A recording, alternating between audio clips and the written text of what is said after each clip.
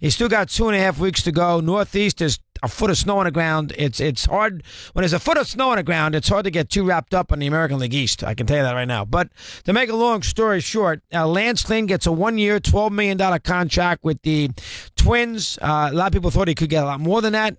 So Alex Cobb is the last one still out. Big free agent. We'll see what he does. Holland, 2 of the Rockies. Boris represents him. Boris does not represent Cobb.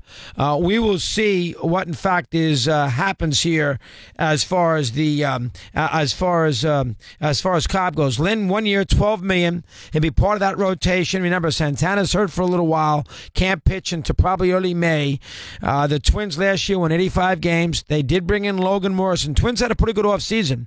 They didn't go crazy, but they brought some people in. They obviously made a move to help their bullpen with Fernando Rodney and Addison Reed and Zach Duke. They only have 2 lefties in their whole staff, but they brought in Logan Morrison, who last year for Tampa hit 38 home runs. They can have him as a DH, i.e. first baseman, him and Mauer. They did that. He can supply some power, even in our ballpark, which is a big ballpark and cold and everything else. Hard to hit a lot of home runs there, but they got him. The Sanoa's back. He's got that investigation of a sexual assault or sexual abuse, whatever it is, with that, I think, old makeup artist, and whatever it might be.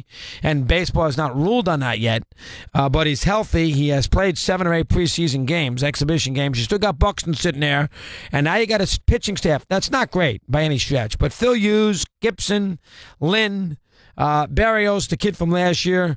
And Santana eventually. Bullpen better. The Twins right now are by far the second best team in the American League Central. And the Twins right now, you have to make them the favorite to be the last wild card team in the American League. That last wild card spot in the American League is going to come down to the Angels, the Twins, maybe a little Seattle, maybe Toronto.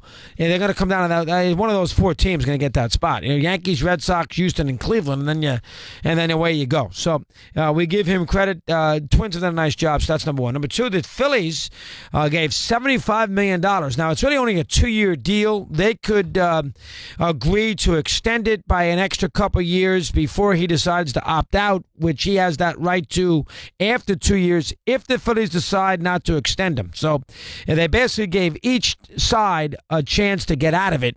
The Phillies could decide to not extend him after 2 seasons, and then he can opt out.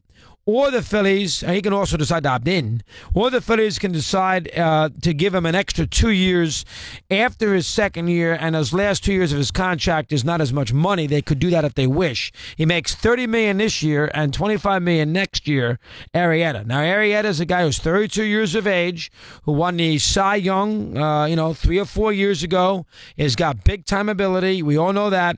Who pitched pretty well in the postseason, the last couple runs at it. Last year it was decent. So you can make an argument right now in this spot. You can make an argument that the Phillies, who are on the verge here of, maybe being a big-time player. They got a $93 million payroll, which is not a humongous payroll for a franchise that's got a huge TV contract and can easily spend $160, $170 million without blinking an eye. They have brought in Santana. Now they have Arrieta. They brought a couple of guys to help their bullpen. I don't love Tommy Hunter and Nishak, but they brought both of them in. So from that perspective, we're in a situation right now where the Phillies are a team that has a big opportunity right now to be a big-time team, and soon. Now, they might run after Harper after 2018.